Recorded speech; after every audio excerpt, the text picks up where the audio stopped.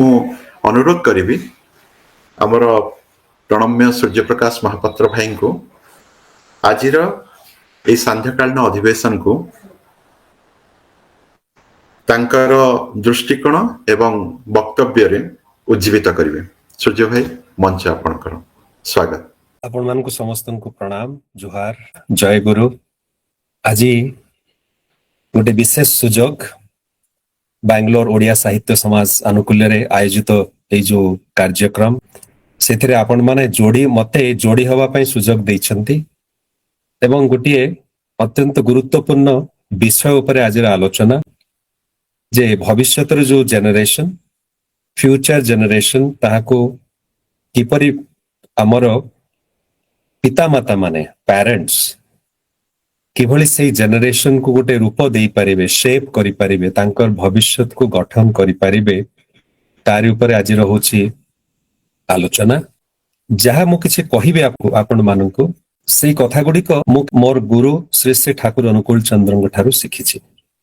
ତେଣୁ ମୁଁ କୌଣସି କ୍ରେଡିଟ ନେବି ନାହିଁ ଯେ ଏଇଟା ମୋର କଥା ବୋଲି।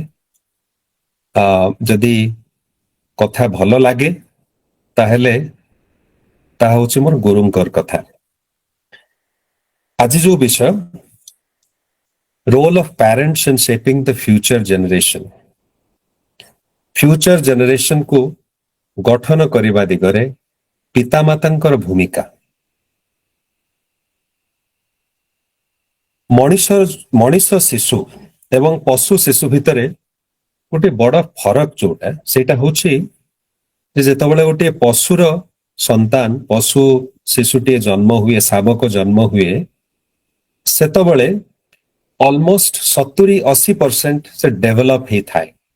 ହରିଣଟି ଜନ୍ମ ହବାର ଘଣ୍ଟେ 2 ଘଣ୍ଟା ଭିତରେ ଦୌଡ଼ିବାକୁ ଆରମ୍ଭ କରେ। କୁକୁର ଛୁଆ ସେଇଆ, ଜେବ୍ରା ବି ସେଇଆ। ଅଧିକାଂଶ ପଶୁ ସେମାନେ ଇଣ୍ଡିପେଣ୍ଡେଣ୍ଟ ବା ସେଲ୍ଫ ଡିପେଣ୍ଡେଣ୍ଟ ହେଇଯାଆନ୍ତି ଖୁବ ଜଲ୍ଦି, ଖୁବ ଶୀଘ୍ର ସେମାନେ ସେଲ୍ଫ ଡିପେଣ୍ଡେଣ୍ଟ ହେଇଯାଆନ୍ତି, ଦୌଡ଼ିବା ଆରମ୍ଭ କରନ୍ତି, ନିଜେ ଶିକାର କରିବା ଆରମ୍ଭ କରନ୍ତି, ଇତ୍ୟାଦି ଇତ୍ୟାଦି। କିନ୍ତୁ ମଣିଷ ଛୁଆଟି ଜନ୍ମ ହେବା ପରେ ବହୁ ଦିନ ଧରି କିଛି କରିପାରେ ନା, ନା ସେ ଚାଲିପାରେ, ନା ବସିପାରେ, ନା ଦୌଡ଼ିପାରେ, ନା କଥା କହିପାରେ, ତାକୁ ଅନେକ ସମୟ ଲାଗେ। ପଶୁର ଛୁଆଟି ଅଲରେଡି ଡେଭଲପଡ ହେଇକି ଜନ୍ମ ହେଇଥାଏ ବା ଜନ୍ମ ହବାର ଖୁବ କମ ସମୟ ଭିତରେ ଅନେକଟା ବିକଶିତ ହେଇଯାଏ। କିନ୍ତୁ ମଣିଷ ଛୁଆଟି ଅନେକ ସମୟ ନିଏ। ସେ ବେବିରୁ ଟଡଲର ହୁଏ, ଟଡଲରରୁ ଛୋଟ ଛୁଆ ହୁଏ, ତାପରେ କିଶୋର ହୁଏ, ତାପରେ ଯୁବକ ହୁଏ, ତାପରେ ଆଡଲ୍ଟ ହୁଏ ବା ପରିପକ୍ୱ ମଣିଷଟି ହୁଏ, ତାପରେ ବୃଦ୍ଧ ହୁଏ। ଇଏ ହଉଛି ହ୍ୟୁମାନ ଲାଇଫ ସାଇକେଲ। ଏବଂ ଏଇ ଶୈଶବ ଅବସ୍ଥାରୁ କୈଶୋର ଯୌବନ ଅବସ୍ଥା ପର୍ଯ୍ୟନ୍ତ ଅନେକ କିଛି ପୋଷଣ ପିତାମାତାଙ୍କୁ ଦବାକୁ ହୁଏ। ପିତାମାତା ଯଦି ସେ ପୋଷଣ ନ ଦେଇ ପାରନ୍ତି, ତାହେଲେ ସେଇ ଶିଶୁଟି ଯାହା ଅସମ୍ଭବ ସମ୍ଭାବନା ନେଇ ଦୁନିଆକୁ ଆସିଥାଏ, ସେଇ ସମ୍ଭାବନାଟା କେବଳ ସମ୍ଭାବନାରେ ରହିଯାଏ, ତାହା ବାସ୍ତବାୟିତ ହୁଏ ନା, ତାହା ରୂପାୟିତ ହେଇପାରେ ନା ବାସ୍ତବତାରେ। ତାଠାରୁ ଆଉ ଦୁର୍ଭାଗ୍ୟଜନକ କଥା କଣ ହେଇପାରେ? ସେଇଥିପାଇଁ କୁହାଯାଏ ନେଚର ଆଉ ନର୍ଚର। ନେଚର ଯାହା ଦେଇଥାଏ ତାକୁ ପୋଷଣ ଦିଅନ୍ତି ପିତାମାତା, ତାଙ୍କ ପରେ ପରିବେଶ। ଧରି ନିଅନ୍ତୁ ଗାଁରେ ଜଣେ 80 ବର୍ଷର ବୃଦ୍ଧ ଲୋକ ଜୀବନରେ କେବେ ସ୍ମାର୍ଟଫୋନ ବ୍ୟବହାର କରିନାହାନ୍ତି, ଦେଖିନାହାନ୍ତି। ସ୍ମାର୍ଟଫୋନ କଥା ଛାଡି ଦିଅନ୍ତୁ, ଗୋଟେ ବେସିକ ଫୋନ ମଧ୍ୟ ଦେଖିନାହାନ୍ତି। ତାହେଲେ ତାଙ୍କୁ ଯଦି ସେଇଭଳି ଗୋଟେ ଫୋନଟେ ଧରେଇ ଦିଆଯାଏ, ସେ କଣ କରିବେ? କିଛି ଜାଣିପାରିବେ ନାହିଁ। ଏଇ ଫୋନ ଭିତରେ, ଏଇ ସ୍ମାର୍ଟଫୋନ ଭିତରେ ଅନେକ କିଛି ସମ୍ଭାବନା ଅଛି। ସେଥିରେ ଭିଡିଓ କଲ କରିହବ, ଦେଶ ଦୁନିଆର ଖବର ଜାଣି ହବ, ଟଙ୍କା ପଇସାର କାରବାର କରିହବ, ଟ୍ରେନ ଟିକେଟ ବୁକ୍ କରିହବ, ଅନେକ ଅନେକ ଅନେକ କିଛି କରିହବ। କିନ୍ତୁ ସେଇ ଯେ ବୃଦ୍ଧ ବ୍ୟକ୍ତିଟି ଗାଁର, ତାଙ୍କ ହାତରେ ଧରେଇ ଦେଲେ ସେ କିଛି କରିପାରିବେ ନାହିଁ। କାରଣ ସେ ଫୋନ ଭିତରେ ସମ୍ଭାବନା ତ ଅଛି, କିନ୍ତୁ ସେ ସମ୍ଭାବନାଟାକୁ ବିକଶିତ କିଭଳି କରାଯାଇପାରେ, ଯେ ଫୋନରେ ଗୋଟେ ସିମ୍ କାର୍ଡ ପକେଇବାକୁ ହବ, ପ୍ଲେ ଷ୍ଟୋରରୁ ବିଭିନ୍ନ ଆପକୁ ଡାଉନଲୋଡ କରିବାକୁ ପଡିବ, डेटा कनेक्शन नवाकू पड़िबो एसबु करी स्मार्टफोन टीर संपूर्ण भाव किभଳି ताकू ऑप्टिमाइज्ड वे रे तार व्यवहार करा जाई पारे एसबु जदि करा जाए ताहले संभव हबो नहेले ता भीतर जो पोटेंशियल अछि से पोटेंशियल हे की रही छै ठीक से बळे भाव रे गोटे छुआ ए दुनिया को आसे असंभव संभावना नहीं की असंभव इनफिनाइट पॉसिबिलिटीज नहीं की आसे किंतु अनेक बापा माँ जानती नहीं जे से संभावना को किभଳି विकसित करने को हबो से गाँव से वृद्ध व्यक्ति भली जे केबे स्मार्टफोन यूज करि नाहंती देखि नाहंती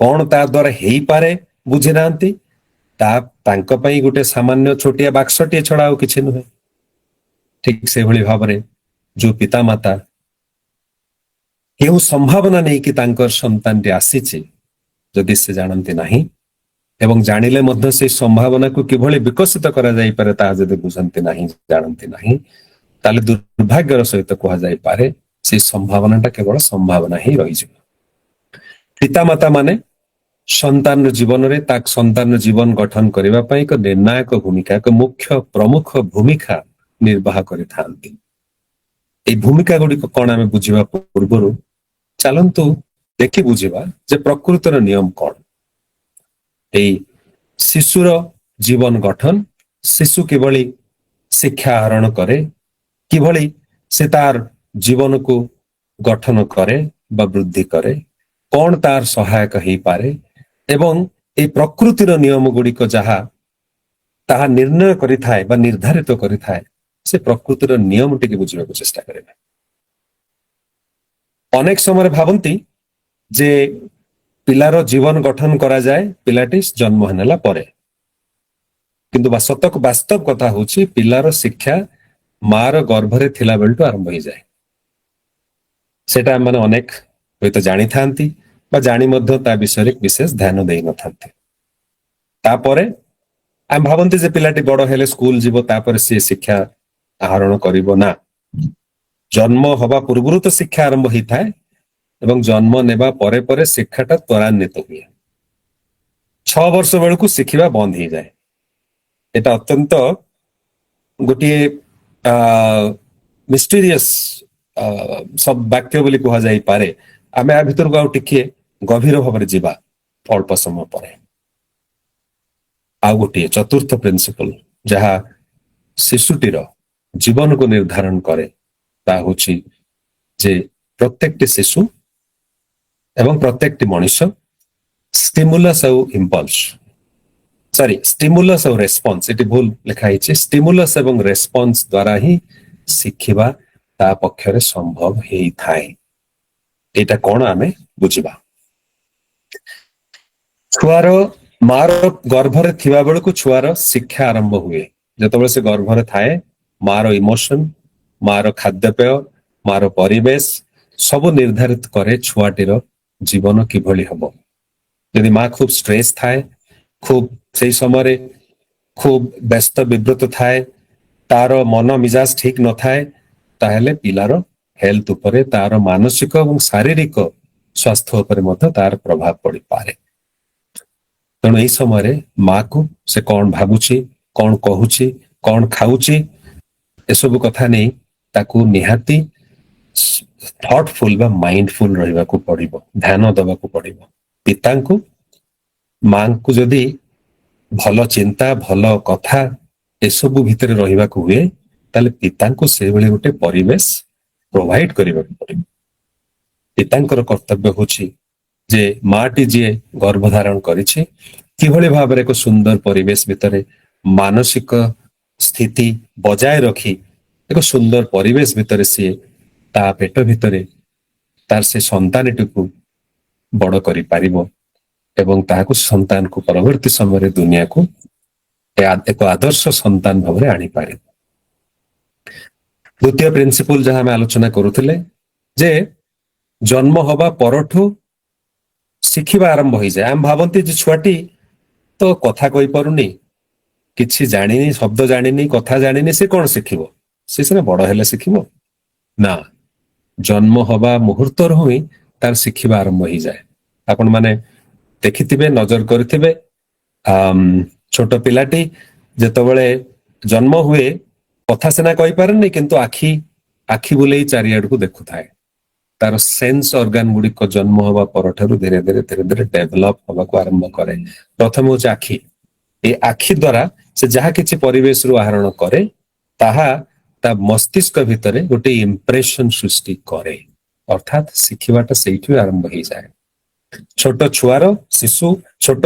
ଛୁଆର ମନଟି, ତାର ମସ୍ତିଷ୍କଟି ହଉଛି ଗୋଟେ ରେକର୍ଡର ଭଳି। ସବୁ କିଛି ରେକର୍ଡ କରି ଚାଲେ, ପ୍ଲେ କିଛି କରେ ନା, କିନ୍ତୁ ସବୁ ରେକର୍ଡ କରି ଚାଲେ। ଯାହା ଦେଖେ, ଯାହା ଶୁଣେ, ଯାହା ଅବଜର୍ଭ କରେ, ସବୁ ତାର ରେକର୍ଡ ହେଇ ରହିଯାଏ। ସେଇଥିପାଇଁ ଏହି ସମୟରେ ଜନ୍ମ ହବା ପରଠାରୁ ସବୁଠାରୁ ଗୁରୁତ୍ୱପୂର୍ଣ୍ଣ ଦାୟିତ୍ୱ ହଉଛି ମାର, ତାପରେ ବାପାଙ୍କର, ତାପରେ ପରିବାରର ଅନ୍ୟ ସଦସ୍ୟ ମାନଙ୍କର। ଯଦି ପିଲାଟି ଦେଖେ ଯେ ମା ବାପାଙ୍କ ଭିତରେ ଝଗଡା ହଉଛି, ତା ମଧ୍ୟ ସେ ରେକର୍ଡ କରେ। ଯଦି ଦେଖେ ଯେ ଖୁବ ଜୋରରେ ଦି ଜଣ ପାଟିତୁଣ୍ଡ କରୁଛନ୍ତି, ତାହା ବି ସେ ରେକର୍ଡ କରେ। ଯଦି ଦେଖେ ବା ବାପା ବା ମା ତାଙ୍କର ପିତା ମାତାଙ୍କୁ ଖରାପ ବ୍ୟବହାର କରୁଛନ୍ତି, ତାହା ବି ସେ ରେକର୍ଡ କରେ ଏବଂ ଭାବିନିଏ ଏସବୁ ହଉଛି ସ୍ୱାଭାବିକ, ଏଗୁଡିକ ଖୁବ ନର୍ମାଲ ଏବଂ ନ୍ୟାଚୁରାଲ। ଏବଂ ତାର ଏଇ ଯୋଉ ଶିଖିବାଟା, ତାର ମସ୍ତିଷ୍କ ଭିତରେ এই କଥା ଗୁଡିକ ଷ୍ଟୋର ହେଇଯାଏ। 6 ବର୍ଷ ବୟସରେ ଶିଖିବା ବନ୍ଦ ହେଇଯାଏ। ଏଇଟା ପୁଣି କି କଥା? ଜୀବନ ସାରା ତ କଥା ଅଛି, learning continues all our life. Life long learning ର କଥା ଆମେ କହୁଛନ୍ତି। ତ 6 ବର୍ଷ ବେଳକୁ ଶିଖିବା ପୁଣି ବନ୍ଦ କଣ ହେଇଯାଏ? ଆ ଭିତରେ ଗୋଟେ ଇମ୍ପୋର୍ଟାଣ୍ଟ କଥା ଅଛି, ସେଟା ଆମକୁ ଟିକେ ନଜର ଦେବାକୁ ପଡେ। କଥାଟି ହଉଛି ଯେ 6-7 ବର୍ଷ ବୟସ ବେଳକୁ ଛୁଆର ମସ୍ତିଷ୍କଟି ଅଲମୋଷ୍ଟ 90% ଡେଭଲପ ହେଇଯାଇଥାଏ। ଅର୍ଥାତ୍ ତା ମସ୍ତିଷ୍କର ଯୋଉ କୋଷ ଗୁଡିକ, ଯାହାକୁ ଆମେ ନ୍ୟୁରନ ବୋଲି କହନ୍ତି, ସେ ନ୍ୟୁରନ ଗୁଡିକ ପାଖାପାଖି 90% ନ୍ୟୁରନ ଅଲରେଡି ଡେଭଲପ ହେଇଯାଏ 7 ବର୍ଷରେ। ତେଣୁ ଯାହା ଶିଖିବା କଥା 7 ବର୍ଷ ଭିତରେ ସେ ଶିଖିଯାଏ। ତାପରେ ସେ ସ୍କୁଲ ଯାଏ, ସେ ମ୍ୟାଥମେଟିକ୍ସ ପଢେ, ଫିଜିକ୍ସ ପଢେ, ସେ ଜିଓଗ୍ରାଫି ପଢେ, ହିଷ୍ଟ୍ରି ପଢେ, ସବୁ କିଛି ଶିଖେ। କିନ୍ତୁ 7 ବର୍ଷ ଭିତରେ ତା ଭିତରେ ତାର ବିଲିଫ୍ସ, ତାର ଭ୍ୟାଲ୍ୟୁଜ, ମେଣ୍ଟାଲ ଇମେଜ, ଇଏ ସବୁ ଗୁଡିକ ତା ଭିତରେ ଷ୍ଟୋର ହେଇଯାଏ। ସେ ପିଲାଟି ବଡ ହେଇକି ଗୋଟେ କନଫିଡେଣ୍ଟ ପିଲା ହବ ନା ଗୋଟେ ଡରୁଆ ପିଲା ହବ? ସେ ପିଲାଟି ବଡ ହେଇକି ଜୀବନରେ ସବୁ କିଛି ସାହସର ସହିତ କରିବ ନା ସବୁ ସମୟରେ ପଛୁଆ ହେଇକି ରହିବ? ସେ ରାଗି ହବ, କ୍ରୋଧୀ ହବ, ଅସମ୍ମାନ କରିବ ଅନ୍ୟମାନଙ୍କୁ ନା ସମ୍ମାନ କରିବ? ଏଇ ଯୋଉ ଭ୍ୟାଲ୍ୟୁ ଗୁଡିକ ସେଇ ପର୍ଯ୍ୟନ୍ତ, ସେଇ 6 ବର୍ଷ ଭିତରେ ସବୁ କିଛି ଶିଖି ଯାଇଥାଏ। କିଛି ବର୍ଷ ଆଗରୁ ଆମେରିକାରେ ଗୋଟିଏ ଗବେଷଣା କରାଯାଉଥିଲା। ଗବେଷଣାରେ ସେମାନେ ଏଇ ସିଦ୍ଧାନ୍ତରେ ପହଞ୍ଚିଲେ, ଯୋଉ କ୍ରିମିନାଲ ମାନେ ଅଛନ୍ତି, ଯୋଉମାନେ ଅପରାଧୀ, ସେମାନଙ୍କର ଚାଇଲ୍ଡହୁଡ କୁ ଆନାଲିସିସ୍ କରିକି ଦେଖାଯାଏ ଯେ ସେଇ କ୍ରିମିନାଲ ମାନଙ୍କ ଭିତରୁ 70ରୁ 80% କ୍ରିମିନାଲ ବା ଅପରାଧୀ ହଉଛନ୍ତି, ଅପରାଧୀଙ୍କ ଚାଇଲ୍ଡହୁଡ ଅତ୍ୟନ୍ତ ଷ୍ଟ୍ରେସଫୁଲ ବା ବିଭିନ୍ନ ଟର୍ଚରସ୍ ଅବସ୍ଥା ଭିତରେ ଦେଇ ତାଙ୍କର ଚାଇଲ୍ଡହୁଡ ଯାଇଛି। ହୁଏତ ଛୁଆ ଦିନରୁ ବାପା ମାଙ୍କର ଡିଭୋର୍ସ ହେଇଯାଇଛି, ବା ସବୁବେଳେ ବାପା ମାଙ୍କର ଝଗଡା ହଉଛି, କିଏ ହତେ ଦେଖୁଛନ୍ତି ବାପା ମାଙ୍କୁ ପ୍ରହାର କରୁଛନ୍ତି। ଏଇ ଯୋଗୁ ଏଇ ଅପରାଧ ପ୍ରବଣତା ଏଇ 6 ବର୍ଷ 7 ବର୍ଷ ଭିତରେ ତାଙ୍କ ମୁଣ୍ଡରେ, ତାଙ୍କ ମସ୍ତିଷ୍କରେ ସବୁଦିନ ପାଇଁ ପ୍ରିଣ୍ଟେଡ ହେଇ ରହିଯାଇଛି। ପରବର୍ତ୍ତୀ ସମୟରେ ଦେଖାଯାଇଛି ଯେ ସେଇ ପିଲାଟି ଯେ ଛୋଟ ନିଷ୍ପାପ କୋମଳ ଶିଶୁ ଥିଲା, ସେ ଗୋଟେ ଅପରାଧୀ ହେଇ ଉଠିଛି। ତାର ଓଲଟା କଥା ମଧ୍ୟ ଦେଖିବାକୁ ମିଳେ।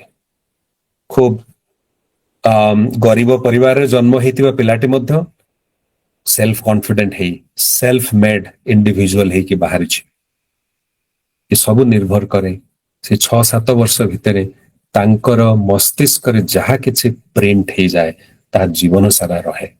ତାପରେ ଆଉ କିଛି କରିବା କିନ୍ତୁ କଷ୍ଟସାଧ୍ୟ ହେଇଯାଏ। ଗୋଟେ ଉଦାହରଣ ଦେଇପାରେ, ସର୍କସ ଯୋଉମାନେ ଯାଇଛନ୍ତି ଦେଖନ୍ତି, ବଡ ବଡ ହାତୀ ଲୁହା ଚେନରେ ବନ୍ଧା ହେଇଥାଏ। ହାତୀ ହଉଛି ଗୋଟେ ବିରାଟ ଜୀବ, ଆଉ ଚେନଟା ହଉଛି ଏତେ ପତଳା। ଆପଣ ଟିକେ ଚିନ୍ତା କରି ଯଦି ଦେଖିବେ, ଯଦି ସେ ହାତୀ ଚାହେଁ, ସେ ଆରାମରେ ଟିକେ ଯଦି ସେ ଟାଣି ଦିଏ ସେ ଚେନକୁ, ସେ ଚେନଟି ଛିଣ୍ଡିଯିବ। କିନ୍ତୁ ସେ ହାତୀ କେବେ ହେଲେ ଟାଣେ ନା।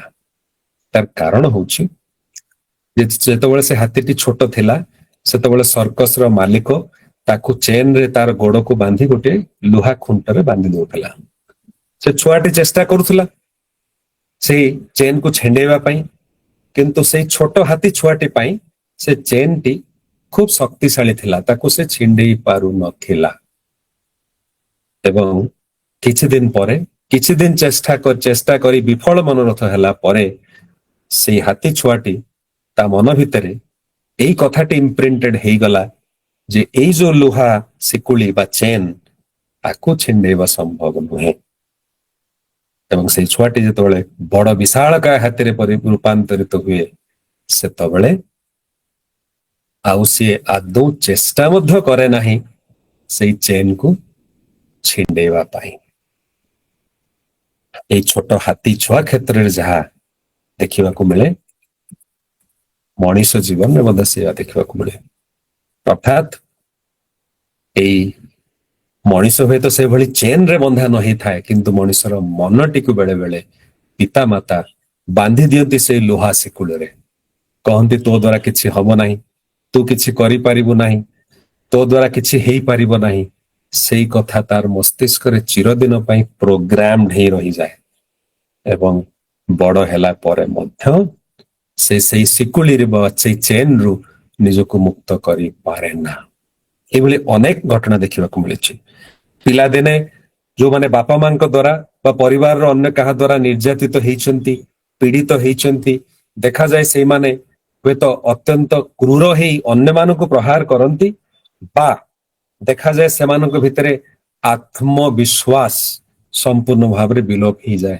ବଡ ହେବା ପରେ, ପାଠଶାଠ ପଢିଲା ପରେ ମଧ୍ୟ ସେଇ ଆତ୍ମବିଶ୍ୱାସ ଆଣିପାରନ୍ତି ନାହିଁ, ତାଙ୍କ ଜୀବନରେ ସଫଳ ହେଇପାରନ୍ତି ନାହିଁ।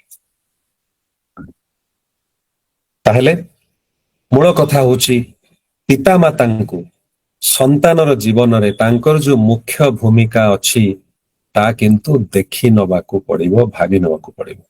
ଦୁଃଖର କଥା ହଉଛି ଏଇ ମୁଖ୍ୟ ଭୂମିକାଟା ଆଜିକାଲି ପିତାମାତା କିନ୍ତୁ ଭୁଲି ଯାଇଛନ୍ତି। ଫଳସ୍ୱରୂପ କଣ ହେଇଛି ନା parenting has been outsourced। Parenting ଟା ଅଜା ଆଈଙ୍କୁ, ଜେଜେମାଙ୍କୁ ବା ଚାକର ବାକରଙ୍କୁ ଆଉଟସୋର୍ସ ହେଇଯାଇଛି।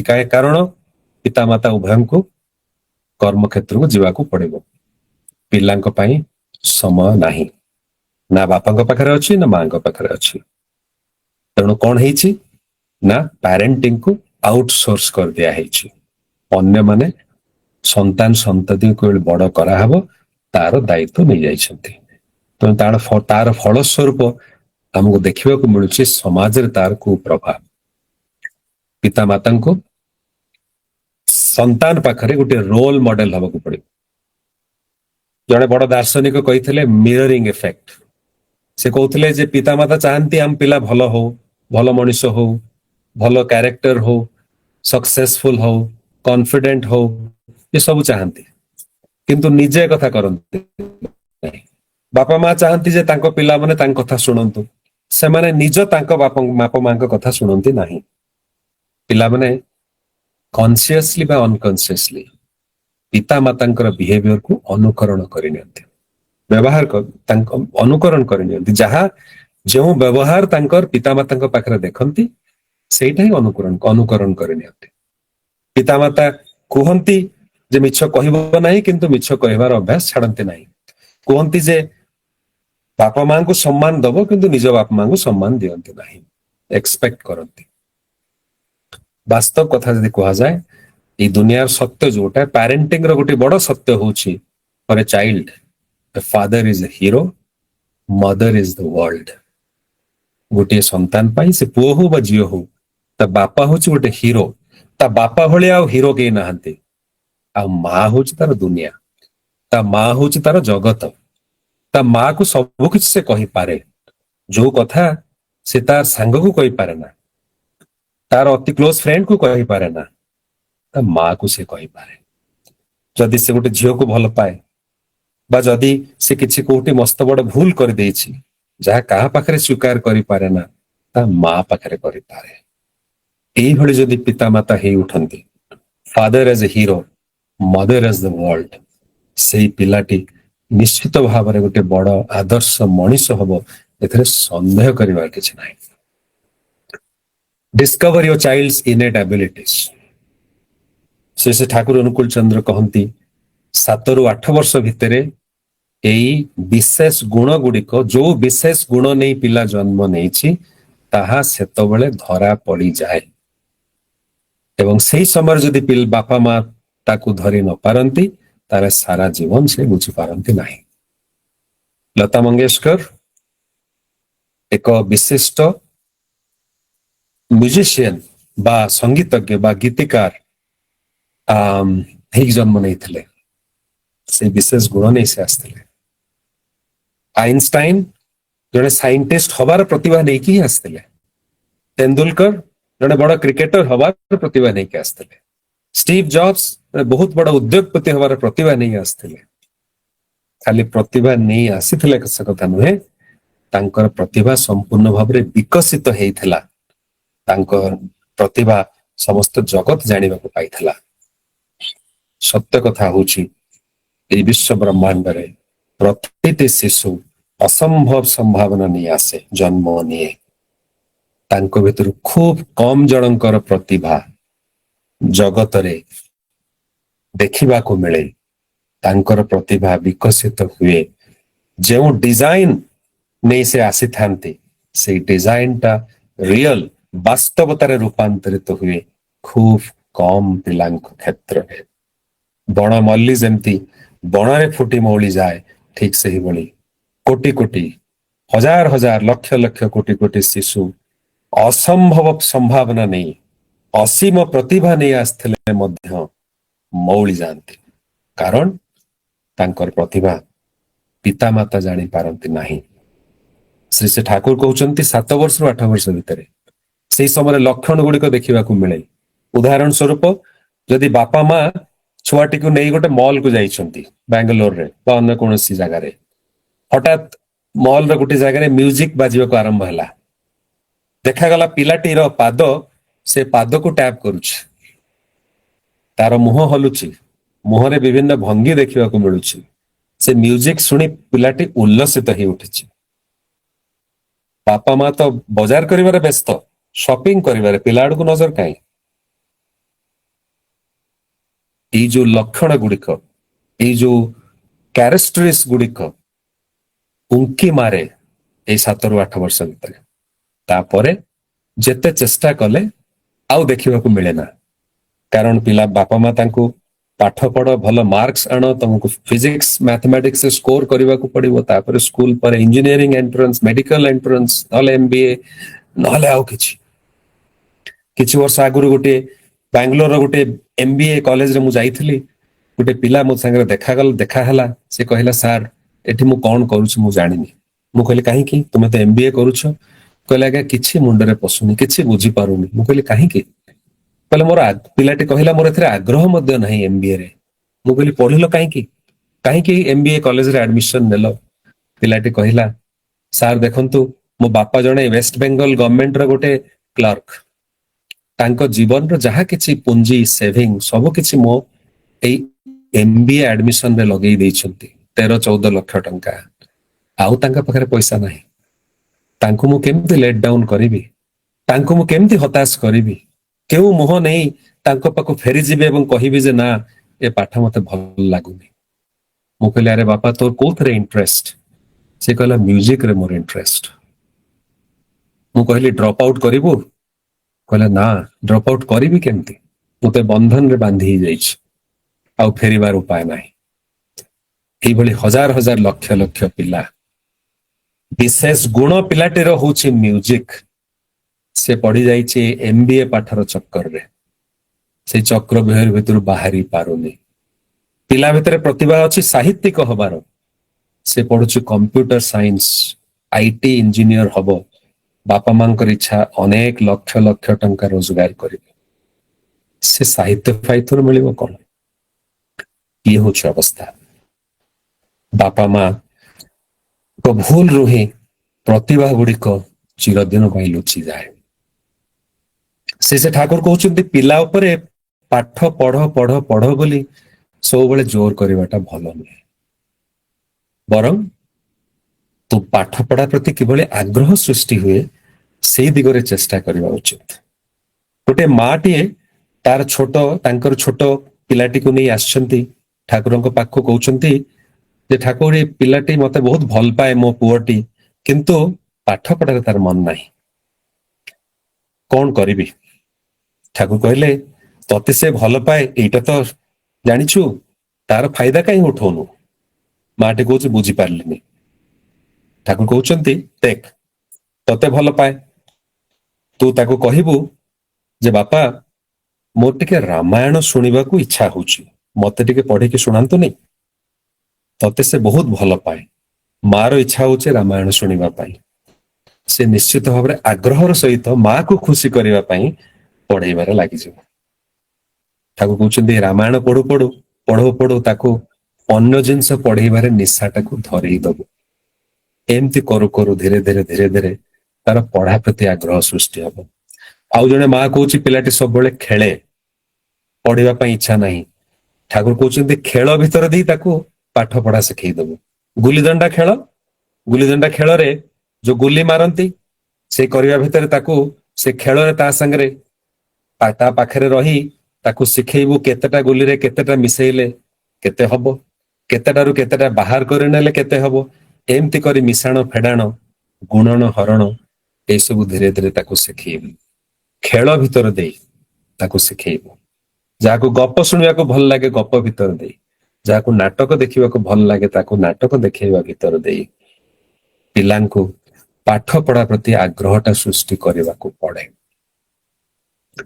ଅନେକ ଘରେ ଦେଖାଯାଏ ଯେ ବାପା ମା ପିତା ମାତା ପରସ୍ପର ପ୍ରତି ପରସ୍ପରକୁ ହେୟ ଜ୍ଞାନ କରନ୍ତି, କିନ୍ତୁ ଯଦି ବାସ୍ତବିକ ପିଲାଟିକୁ ଭଲ ମଣିଷ କରିବାକୁ ହୁଏ ତାହେଲେ ମାକୁ ଶିଖେଇବାକୁ ହୁଏ ବାପାଙ୍କୁ ସମ୍ମାନ କରିବା ପାଇଁ। ଅଫିସରୁ ଫେରି ଆସିଲେ ମା ତା ପୁଅ ବା ଝିଅକୁ କହେ ବାପା ଟାୟାର୍ଡ ହେଇକି ଆସିଛନ୍ତି, ତାଙ୍କୁ ପାଣି ଗ୍ଲାସ ନେଇ ଦେଲୁ।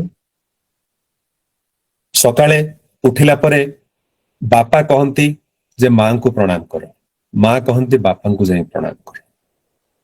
ସେମାନେ ବାପା ଶିଖାନ୍ତି ମାଙ୍କ ପ୍ରତି ସମ୍ମାନ ଏବଂ ଭଲ ପାଇବା, ମା ଶିଖାନ୍ତି ବାପାଙ୍କ ପ୍ରତି ଭଲ ପାଇବା ଏବଂ ସମ୍ମାନ।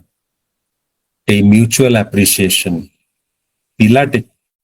ପିଲାଟିର ମସ୍ତିଷ୍କକୁ ଉଜ୍ଜଳ କରି ତୋଳେ, ତାର ମସ୍ତିଷ୍କକୁ ବିକଶିତ କରି ତୋଳେ। ସ୍ୱାଭାବିକ ଭାବରେ ଗୁରୁଜନ ମାନଙ୍କ ପ୍ରତି ତା ଭିତରେ ଶ୍ରଦ୍ଧା ଏବଂ ଭକ୍ତି ଜାଗ୍ରତ ହୁଏ। ପରବର୍ତ୍ତୀ କଥାକୁ ଯିବା। ଏ କଥାଟି ହଉଛି help children learn Bai doing. ଆଜିକାଲି ବାପା ମା କହନ୍ତି ତୁମେ ପାଠ ପଢ, ଆଉ ସବୁ କଥା ଆମେ ଚିନ୍ତା କରିବୁ, ଘର କାମ କରିବା ଦରକାର ନାହିଁ, ଆମେ ଅଛୁ, ଚାକର ବାକର ଅଛନ୍ତି। ସ୍କୁଲକୁ ଯିବା ପାଇଁ ଚାକର ନେଇ ଛାଡି ଦେଇ ଆସିବ, ବା ଡ୍ରାଇଭର ନେଇ ଗାଡିରେ ଛାଡି ଦେଇ ଆସିବ, ବା ସ୍କୁଲ ବସ୍ ନେଇ ଛାଡି ଦେଇ ଆସିବ। ଆମ ସୋସାଇଟିରେ ଯେତେବେଳେ ମୁଁ ଅଫିସ ବାହାରେ ସେତେବେଳେ ସ୍କୁଲ ବସ୍ ଗୁଡା ମଧ୍ୟ ଯାଉଥାଏ। ମୁଁ ଦେଖେ ଆଗରେ ଆଗରେ ଚାଲିଥାନ୍ତି ପିଲାମାନେ, ତାଙ୍କ ପଛରେ ଚାଲିଥାନ୍ତି ମା ମାନେ ପିଲାଙ୍କର ବହି ବସ୍ତାନୀକୁ ଧରିକି। ପିଲାମାନେ ପାଠ ପଢିବେ, କାମ କିଛି କରିବେ ନାହିଁ। ସେମାନେ ପାଠ ତ ପଢିବେ, କ୍ୱାଲିଫିକେସନ ତ ହବ, କିନ୍ତୁ ଲାଇଫ ସ୍କିଲ୍ସ କିଛି ବି ଶିଖି ପାରିବେ ନାହିଁ। ଛୋଟ ପିଲାଟିକୁ ଶିଖେଇବାକୁ ହବ ଉଠିଲା ପରେ ତାର ନିଜ ବିଛଣା ସେ ନିଜେ, ତାର ନିଜ ଯେଉଁ ବିଛଣା ଶୋଇଥିଲା ବା ଯେଉଁ ଚଦରଟି ଘୋଡେଇଥିଲା ତାକୁ ସେ ନିଜେ ଫୋଲ୍ଡ କରିକି ଭାଙ୍ଗିକି ରଖିବ। ତାର ବହିପତ୍ର ସେ ନିଜେ ସଜାଡିକି ରଖିବ, ତାର ଡ୍ରେସ ପଟା ସେ ନିଜେ ସଜାଡିକି ରଖିବ। ଚାକର ବାକରଙ୍କ ଦ୍ଵାରା କରେଇବାକୁ କିନ୍ତୁ ହୁଏନି। ପିଲାମାନଙ୍କୁ ନେଇଯିବାକୁ ହୁଏ ବାହାରକୁ, ବଗିଚାକୁ, ପ୍ରକୃତି ପାଖକୁ, ତାଙ୍କୁ ସାଇକେଲ ଚଲେଇବା ଶିଖିବାକୁ ହୁଏ, ପେଣ୍ଟିଂ କରିବା ଶିଖେଇବାକୁ ହୁଏ, ବହି ପଢେଇବାକୁ ଶିଖେଇବାକୁ ହୁଏ। ଏଇସବୁ କରିବା ଭିତରେ ଦେଇ ତାଙ୍କ ଭିତରେ କ୍ୟୁରିଓସିଟି, ଥଟଫୁଲନେସ, ଚିନ୍ତନ ମନନର ସ୍ୱଭାବ, ଏମ୍ପଥି, ଏଇଗୁଡିକ ସବୁ ଜାଗ୍ରତ ହୁଏ। ତା ନହେଲେ ସେମାନେ ଯାହାକୁ କହନ୍ତି ବୁକ୍ ୱାର୍ମ ବା ଗ୍ରନ୍ଥ କୀଟ ହେଇ ସେମାନେ ବଡ ହୁଅନ୍ତି। ପାଠ ତ ଭଲ ପଢନ୍ତି, ବହୁତ ବଡ କ୍ୱାଲିଫିକେସନ ତ ହାସଲ କରନ୍ତି, କିନ୍ତୁ ଜୀବନର ଯୋଉ ଯାତ୍ରା, ଜୀବନର ଯୋଉ ପ୍ଲେ ଗ୍ରାଉଣ୍ଡ ସେଇଥିରେ ସେମାନେ କିନ୍ତୁ ଅସମର୍ଥ ହେଇଯାଆନ୍ତି। ବାପା ମାଙ୍କୁ ମନେ ରଖିବାକୁ ପଡିବ ଯେ କିଭଳି ତାଙ୍କୁ ବିଶେଷ ଭାବରେ ଏଇ ବାସ୍ତବ ଶିକ୍ଷା ଗୁଡିକ ଦବା ପାଇଁ। ସେ ଠାକୁର କହୁଛନ୍ତି ଦୁଇ ପ୍ରକାର ଦୁଃଖ ଅଛି। ଗୋଟେ ଦୁଃଖ ହଉଛି ପ୍ରବୃତ୍ତି ଜନିତ ଦୁଃଖ, ମୋର ଖରାପ ଅଭ୍ୟାସ ଅଛି ତା ପାଇଁ ଦୁଃଖ। ପିଲାଟି ତାର ହ୍ୟାବିଟ ଖରାପ, ବା ସେ ଖରାପ ଫାଷ୍ଟ ଫୁଡ ଖାଏ, ବା ବଡ ହେଲେ ପିଲାଟି ସ୍ମୋକିଂ କରିବା ଶିଖେ, ଏସବୁ ନେଇ ତାକୁ ତ ଦୁଃଖ ଭୋଗ କରିବାକୁ ହବ, ଏଥିରେ ସନ୍ଦେହ ନାହିଁ। ଆଉ ଗୋଟେ ଦୁଃଖ ହଉଛି ତ୍ୟାଗ ପାଇଁ ଦୁଃଖ। ତ୍ୟାଗ ମାନେ ଜୀବନରେ ତ୍ୟାଗ ପାଇଁ ଯୋଉ ଦୁଃଖ କରାଯାଏ, ସେଇଥିରେ ପିଲାଟି ଉନ୍ନତି ମୁଖରେ ଗତି କରେ। ଯଦି ପିଲାଟି ରାତି ଅନିଦ୍ରା ହେଇ ପାଠ ପଢୁଛି, ମା ଆସି କୁହନ୍ତି ଆଉ ବାପା ଆଉ ପଢିବା ଦରକାର ନାହିଁ, ବହୁତ ପାଠ ପଢିଲୁଣି, ଦେହଟା ତ ମୁହଁଟା ତୋର ଶୁଖିଗଲାଣି, ଆଉ ବାପା ପଢିବା ଦରକାର ନାହିଁ, ଏଇଭଳି ଯଦି ହୁଏ ତାହେଲେ ପିଲାଟିର ଅବସ୍ଥା କଣ ଯେ ହବ? ମୁଁ କହୁନି ଯେ ସବୁବେଳେ ରାତି ଅନିଦ୍ରା ହେଇକି ପାଠ ପଢିବାକୁ ପଡିବ, କିନ୍ତୁ କଷ୍ଟ କରି ତ ପାଠ ପଢିବାକୁ ହବ। ଏଇ ଯୋଉ ତ୍ୟାଗ କରିବାଟା କିନ୍ତୁ ପିଲାଙ୍କୁ ଶିଖେଇବାକୁ ପଡିବ, ନହେଲେ କିନ୍ତୁ ଜୀବନରେ ଉନ୍ନତି ମୁଖର ତାଙ୍କର ଜୀବନ ହେଇପାରିବ ନାହିଁ। ପିଲାଙ୍କୁ ଶିଖେଇବାକୁ ପଡିବ ଭଲ ପାଇବା, ରେସପେକ୍ଟ କରିବା, ସମ୍ମାନ ଦବା, ଅନ୍ୟମାନଙ୍କୁ କେୟାର କରିବା। ଆମମାନେ ଯେହେତୁ ସିଙ୍ଗଲ ଫ୍ୟାମିଲିରେ ପିଲାମାନେ ବଡ ହଉଛନ୍ତି, ଗୋଟିଏ ଗୋଟିଏ ଛୁଆ ସେୟାରିଂ ଆଉ କେୟାରିଂ ସେମାନେ ଶିଖୁନାହାନ୍ତି। ଆଜିକାଲି ବାଙ୍ଗାଲୋର ସହରରେ ଆମେ ଦେଖୁଛନ୍ତି ରାସ୍ତାଘାଟରେ କିଛି ଆକ୍ସିଡେଣ୍ଟ ହେଲେ ରୋଡ ରେଜ, ଏଇ ଯେ ଅସହିଷ୍ଣୁତା, ନ ସହିବାର ଯୋଉ ପ୍ରବୃତ୍ତି, ଏଇ ପିଲାଦିନୁ ହିଁ ସୃଷ୍ଟି ହୁଏ। କାରଣ ଆମେ ନା ସେୟାର କରନ୍ତି, ନା କେୟାର କରନ୍ତି, ନା ଭଲ ପାଇବା ଶିଖନ୍ତି। ଆମମାନଙ୍କ ପିଲା ଶିଖନ୍ତି ନାହିଁ, ଶିଖି ପାରନ୍ତି ନାହିଁ, ସେ ସୁଯୋଗ ନାହିଁ। ବାପା ମାଙ୍କୁ ସୁଯୋଗ, ଏଇ ସୁଯୋଗ ତିଆରି କରିବାକୁ ପଡିବ। ଯଦି ଭାଇ ଭଉଣୀ ନାହାନ୍ତି, ଘରେ ଅଜା ଆଈ ନାହାନ୍ତି, ତାହେଲେ ପଡୋଶୀଙ୍କୁ କିଭଳି ସେୟାର କରିବାକୁ ହୁଏ, ପଡୋଶୀର ଯଦି ପିଲାଟିଏ ଥାଏ, ନିଜ ପିଲାକୁ ଶିଖେଇବାକୁ ହବ ତାକୁ କିଭଳି ଦବା ପାଇଁ। ଲଭ, କେୟାର ଓ ରେସପେକ୍ଟ ଯଦି ହାତ ଧରି ନ ଶିଖେଇ ଦିଅନ୍ତି, ତାହେଲେ ବଡ ହେଲେ ସେମାନେ କଦାପି ଶିଖି ପାରନ୍ତି ନାହିଁ। ପିଲାମାନଙ୍କ ପାଖରେ ବାପା ମା ଝଗଡା କରିବା, ଶ୍ରୀ ଶ୍ରୀ ଠାକୁର କହୁଛନ୍ତି ପିଲାଟିକୁ ସର୍ବନାଶ ଆଡକୁ ନେଇଯିବା ଏକା କଥା। ଛୁଆ ପାଖରେ ଆଦୌ ଝଗଡା କରିବା ଉଚିତ ନୁହେଁ। କାରଣ ଯଦି ପିତାମାତା ଝଗଡା କରନ୍ତି, ଆଜିକାଲିକା ସମାଜରେ ଦେଖିବାକୁ ମିଳେ, ବାପା ଅଫିସରୁ ଫେରନ୍ତି, ମା ଅଫିସରୁ ଫେରନ୍ତି, ଦୁଇ ଜଣ ଷ୍ଟ୍ରେସରେ ଅଛନ୍ତି, ଟିକେ ଟିକେ କଥାରେ କଥା କଟାକଟି ଆରମ୍ଭ ହେଇଯାଏ। ପିଲାମାନେ ନିର୍ମଳ ନିଷ୍ପାପ ମନ ନେଇ ଅନେଇ ରହିଥାନ୍ତି କଣ ହଉଛି। ତାଙ୍କ ଭିତରେ ସେନ୍ସ ଅଫ ଇନସିକ୍ୟୁରିଟି, ନେଗେଟିଭ ଇମ୍ପ୍ରେସନ ଗୁଡିକ ଜାଗ୍ରତ ହୁଏ। ତାଙ୍କର ଇମୋସନାଲ ଡେଭଲପମେଣ୍ଟ ହେଇପାରେ ନା। ବାର ବାର ତାଗିଦ କରିକି ଠାକୁର କହୁଛନ୍ତି ଯେ ପିଲାମାନଙ୍କ ସାମ୍ନାରେ ଝଗଡା ଯଦି କର, ତାହେଲେ ତାଙ୍କୁ ସର୍ବନାଶର ଦ୍ୱାର ଆଡକୁ ତୁମେ ନେଇଯିବ, ଏଥିରେ କିଛି ସନ୍ଦେହ ନାହିଁ। ପିଲାର କୌଣସି ଅବସ୍ଥାରେ ତାର ନ୍ୟାଚୁରାଲ ଇନକ୍ଲିନେସନକୁ କୌଣସି ଅବସ୍ଥାରେ ତାକୁ ଦବେଇ ଦେବା ଉଚିତ ନୁହେଁ। ନ୍ୟାଚୁରାଲ ଇନକ୍ଲିନେସନ ମାନେ ତାର ଯୋଉ ତା ଭିତରେ ଯୋଉ କିଛି କରିବାର ଯୋଉ ପ୍ରବୃତ୍ତି, ପିଲାଟି ଗଛ ଉପରେ ଚଢି ଯାଉଛି, ଗୋଟେ ପୋଲ ଉପରେ ଚଢି ଯାଉଛି, ମନେ ହଉଛି ଯେ ପଡିଯିବ, ଡର ଲାଗୁଛି, ଆମେ ତାକୁ ଜବରଦସ୍ତି ଗାଳି ଗୁଲସ କରି ତାକୁ ଅଟକେଇ ଦଉଛନ୍ତି। ପିଲା ଭିତରେ ଯୋଉ ଉତ୍ସାହଟି ସୃଷ୍ଟି ହେଇଥିଲା, ଯୋଉ ସମ୍ବେଗ ଜାଗି ଉଠିଥିଲା, ସେଇଠି ଦବି ଯାଉଛି। ତାହେଲେ ଉପାୟ କଣ? ଠାକୁର କହୁଛନ୍ତି ଯେ ତାର ସମ୍ବେଗକୁ ତୁମେ ଦବେଇ ଦବନି କେବେ ହେଲେ। ଯଦି ଗଛ ଉପରେ ଚଢି ଯାଉଛି, ତାହେଲେ ତା ପାଖରେ ରହି କିଭଳି ପଡି ନଯାଏ ତାର ନଜର ରଖିବାକୁ ହବ। ଯଦି କୌଣସି କାମ ଡେଞ୍ଜରସ ହେଇପାରେ, ତାହେଲେ ତାକୁ ପରବର୍ତ୍ତୀ ସମୟରେ ତା ପାଖରେ ବସି ବୁଝେଇ ଦବାକୁ ପଡିବ ଯେ ଏଇ କାମ କଲେ କଣ ବିପଦ ଅଛି ଏବଂ କିଭଳି ସତର୍କତାର ସହିତ କାମଟି କରିବାକୁ ହବ। କିନ୍ତୁ ଆମେ ମାନେ ବାପା ମା ମାନେ କଣ କରନ୍ତି, ଏଭଳି କିଛି କାମ ଦେଖିଲେ ଆମେ କୁହନ୍ତି ପିଲାଟା ହାଇପର ଆକ୍ଟିଭ, ତାକୁ ଟିକେ ଶାନ୍ତ କରିବାକୁ ପଡିବ। ଶାନ୍ତ କରାଇବାର ଆବଶ୍ୟକତା ନାହିଁ। ପିଲାମାନେ କିଭଳି ଆକ୍ଟିଭ ହେବେ, ତା ହଉଛି ବାପା ମାଙ୍କର ଦେଖିବାର ଉଦ୍ଦେଶ୍ୟ।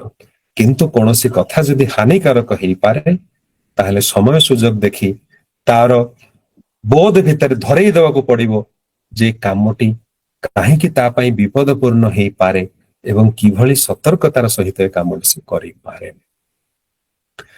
ଶେଷ ଆଡକୁ ସମୟ ତ କମ ସୀମିତ ଅଛି। ଅଳ୍ପ କେତୋଟି ମିନିଟ ଭିତରେ ଚେଷ୍ଟା କରିବି ଆଜିର ଏଇ ଯୋଉ ପ୍ରେଜେଣ୍ଟେସନ କୁ ସାଙ୍ଗ କରିବା ପାଇଁ। ବାପା ମାଙ୍କର କେତୋଟି ଅଜାଣତାରେ କେତୋଟି କାର୍ଯ୍ୟକଳାପ ପିଲାର ଜୀବନକୁ ନଷ୍ଟ କରିଦେଇପାରେ।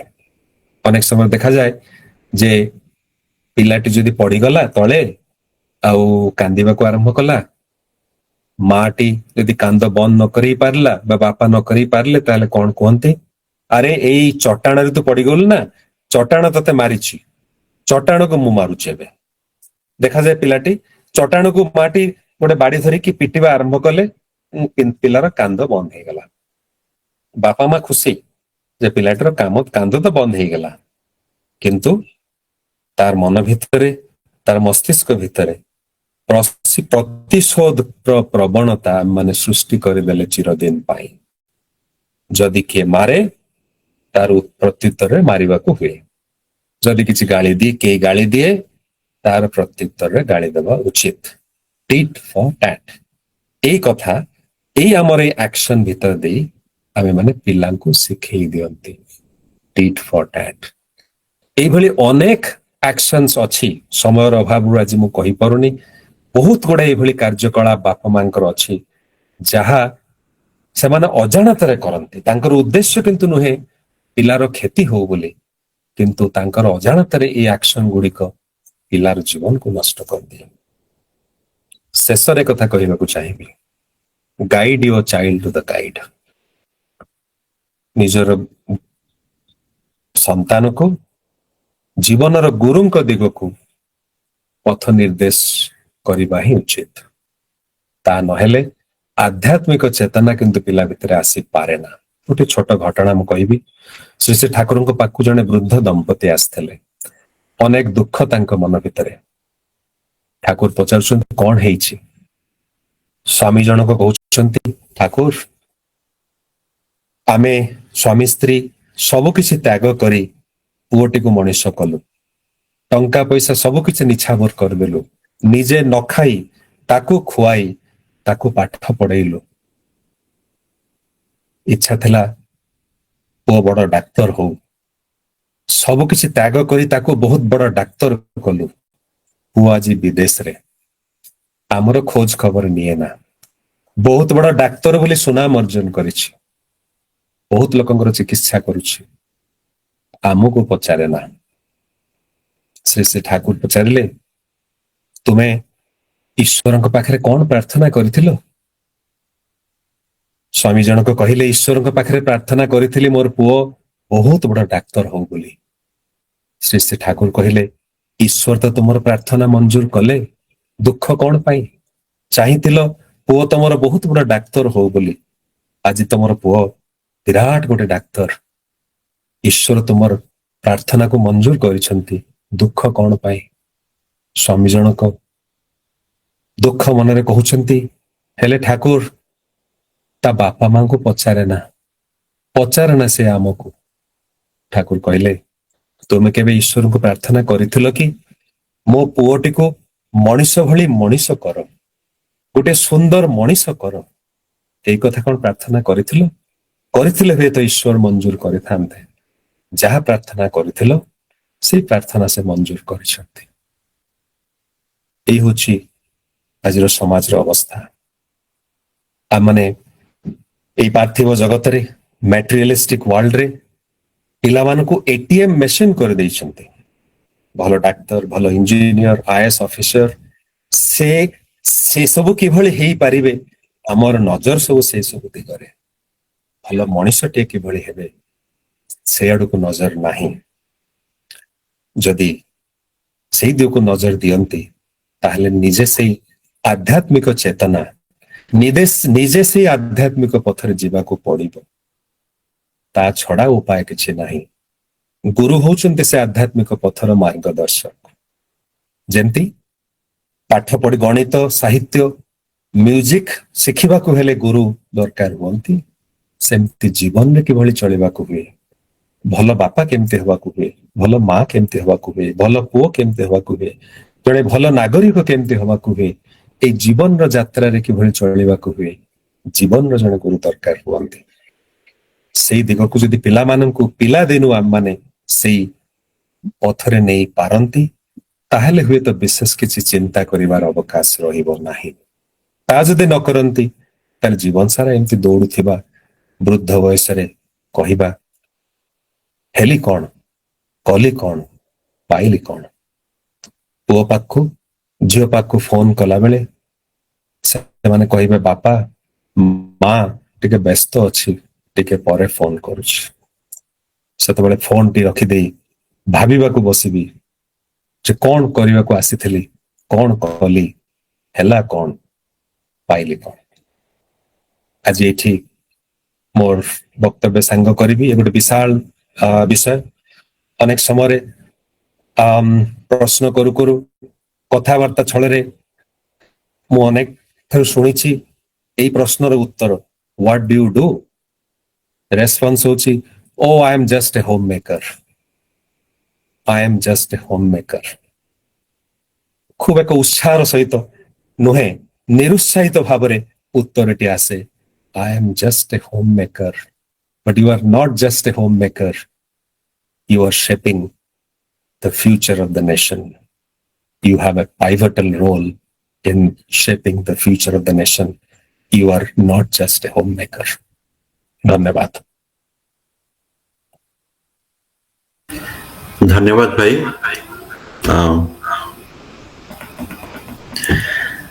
এটা ଗୋଟେ ଖୁବ ସମ୍ବେଦନଶୀଳ ବିଷୟ, ଆଉ ଆପଣଙ୍କର ଅପ୍ରମିତ ଭାବ, ଚିନ୍ତାଧାରା, ଦୃଷ୍ଟିକୋଣ ମତେ ଲାଗୁଛି ଆଜି ଯୋଉମାନେ ବି ଅଛନ୍ତି ସମସ୍ତଙ୍କୁ ଉଦ୍ବୁଦ୍ଧ କରିଥିବ।